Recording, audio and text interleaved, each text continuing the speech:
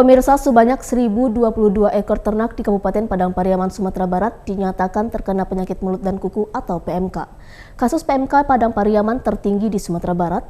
Dengan meningkatnya kasus PMK, harga sapi kurban di pasar ternak menurun karena peminatnya berkurang.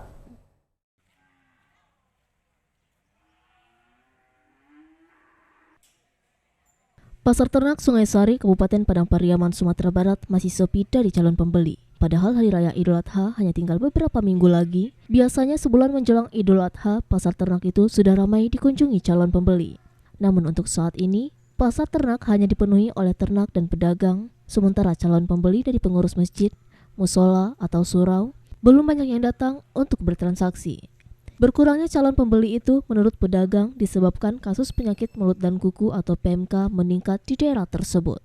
Dengan adanya kasus PMK itu mengakibatkan harga sapi kurban di pasar ternak Sungai Sari menurun. Kalau harganya 17 juta per ekornya bisa menjadi 16.500.000 rupiah. Sementara dari data Dinas Peternakan dan Kesehatan Hewan Padang Pariaman, sudah 1.022 ekor ternak di daerah tersebut terkena PMK. Kasus PMK itu tertinggi di Sumatera Barat dan sudah tersebar merata di 17 kecamatan yang ada di Kabupaten Padang Pariaman tersebut.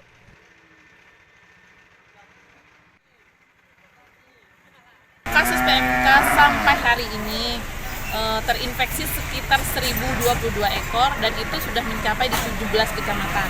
Jadi wilayah Padang Pariaman adalah wilayah yang terinfeksi. Jadi kalau datang sini ya ibaratnya bawa penyakit lah, karena hampir semua kecamatan sudah terinfeksi PMK. Tertinggi di Sumbar atau gimana? Tertinggi di Sumbar. Tertinggi. Ya kalau harganya, kalau sapi di rumah standar, kalau di pasar nggak menurun.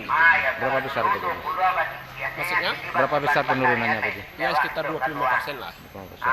Itu sekarang berapa harganya? Kalau sekarang di angka harga 17 juta itu, kalau sekarang di pasar bisa di 16,5. Dari Padang Pariaman, Sumatera Barat, Eka Gus Priyadi, iNews melaporkan.